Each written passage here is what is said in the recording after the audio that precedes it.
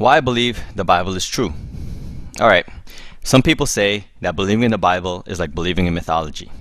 Some people say the Bible is only written by humans, therefore unreliable. Some say that the Bible is erroneous due to multiple handwritten copies. Now, is that true? Let's see. This is why I think the Bible is true. Number 1. 39 different writers from different time eras and generations of 1500 years apart from different cultures, continents, languages, educational backgrounds, occupations. They all wrote about their experiences and characteristics of God in a uniform manner. The texts of who God is and how God operates do not contradict, but can cross-reference from one writer to another. The picture of who God is do not contradict among the 39 writers. Okay, but then some would say, of course, it would be uniform. Some books were filtered off when translating King James. Well, you can filter off all of them and have only 2 to 3 writers and their testimonies about experiencing God, and any cross-referential commonality between at least 2 writers would judicially be considered a valid account. But the Bible has at least 39. The picture of who God is and acts in Genesis doesn't contradict how Jesus acted or will act in Revelation. Number 2.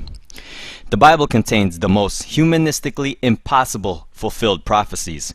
While most people make vague predictions like Nostradamus, biblical predictions are more specific and documented to have occurred.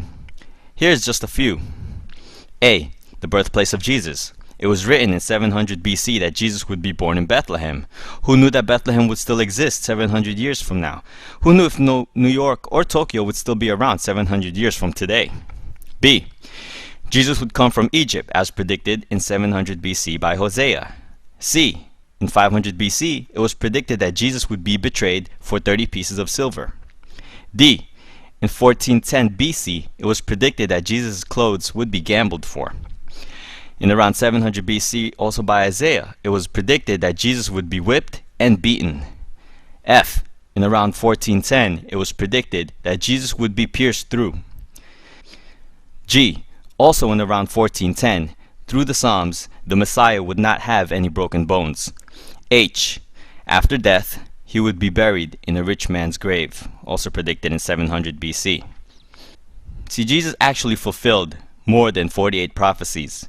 The chances of filling just 8 of those prophecies, such as those mentioned above, by any human would be 10 to the 17th power. That's like the chances of filling the entire area of Texas with 2 feet of silver dollars, marking one coin, randomly dropping it anywhere in Texas, blindfolding a person, and then have that person randomly choose one coin, and that one coin would be the marked one.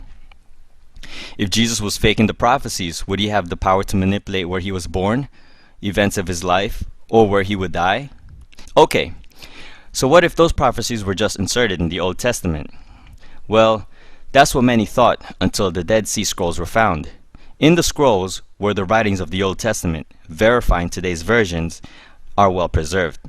How did they know they were not manipulated? Within those scrolls were coins, currency dating 100 years before Christ. No one had touched or manipulated those scrolls ever since. Why? Because if that had been the case, all the money from that civilization would have been confiscated. 3. The Gospels are accurate. How do we know the Gospels are accurate? A. At a time when followers of Christ were being killed, would the disciples decide one day to make up a figure and pretend Jesus fulfilled all those prophecies? Would people die for something they knew was a lie? B. At a time when followers of Christ were being killed, would people continue to mass-produce manuscripts about a resurrected Jesus, knowing that believing in such would cost them their lives? C. At the time, there were enough witnesses to see Jesus die, and also to Jesus resurrect.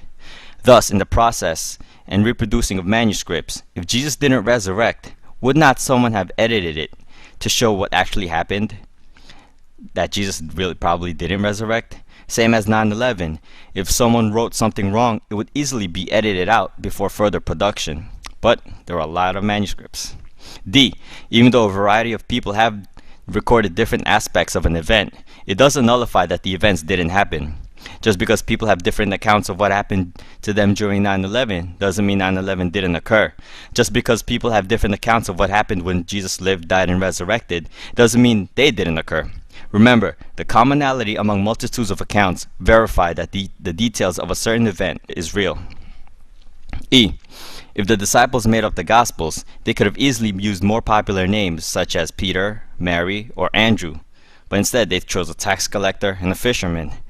F. While the manuscripts in our history books, such as the Gallic Wars, Pliny's Natural History, Plato, Tacitus's Annals, are all based on only 7 to 20 manuscripts, and the earliest we find are dated 1,000 years after the event's occurrence, the Bible's events are based on 50,000 plus manuscripts, and the earliest dating is only 50 years after the events of the Gospels. The book of John is found in Egypt. The earliest manuscript we have is 125 AD. Okay, number 4. The Bible contains scientifically advanced statements for its time. For example, A. In 700 BC, it was already written that the earth is round. By the way, in Hebrew, the word circle came from a word that means spherical. The word sphere didn't exist in 1612. B. In 2000 BC, it was already written that the earth hangs on nothing and sits on nothing, while some people believed Atlas or an elephant carried the earth. C. In 600 BC, Jeremiah already wrote that the stars are innumerable. Ancient scientists such as Hipparchus and Kepler thought that the stars could not be numbered. Not until a telescope was invented was the Bible proven correct. D. In 2000 BC, someone had already recorded there are underwater springs. How would anybody have known that? C. Around 935 BC, King Solomon recorded that the winds travel in circular motion. How would he have known that without meteorologists' analysis on TV? F. In around 1405, Joshua records destroying a thick wall through a scientific property called resonance. How did Joshua or the writer know that constant resonance, the same resonance that Paul Linings discovered in 1928 that collapses a bridge, would cause a thick city wall to come down? And not only that, how would Joshua or the writer know that sound oscillations are so powerful enough that it can cause massive destruction, just like subwoofers? So, do you really think humans back then made up these scientific facts? Then if you look at other books, let's say the Quran, it reveals some unscientific facts, such as in Surah 1886, it says that this person traveled far enough to where the sun goes and into the earth, and the sun goes into a muddy spring. That's not scientifically accurate. Number 5. Archaeology. Archaeological findings support that the biblical records are accurate. Many critics try to belittle the Bible by saying, "Oh, where's Babylon? Where's Nineveh? Where are those external writings about the all-famous King David? Or Jesus Christ? Or anybody ever said Jesus Christ is God outside of the Bible? If the Bible is so real, why don't extra biblical references exist?" Well, we have unearthed Babylon. We have unearthed Nineveh. In 1995, a stone with King David's inscription was discovered, and that even Time magazine wrote about it.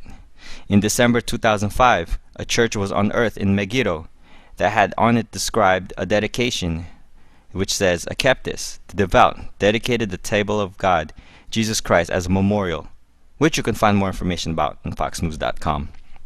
And also, a famous archaeologist, Dr. Nelson Gluck, he said, "It may be stated categorically that no archaeological discovery has ever controverted a biblical reference.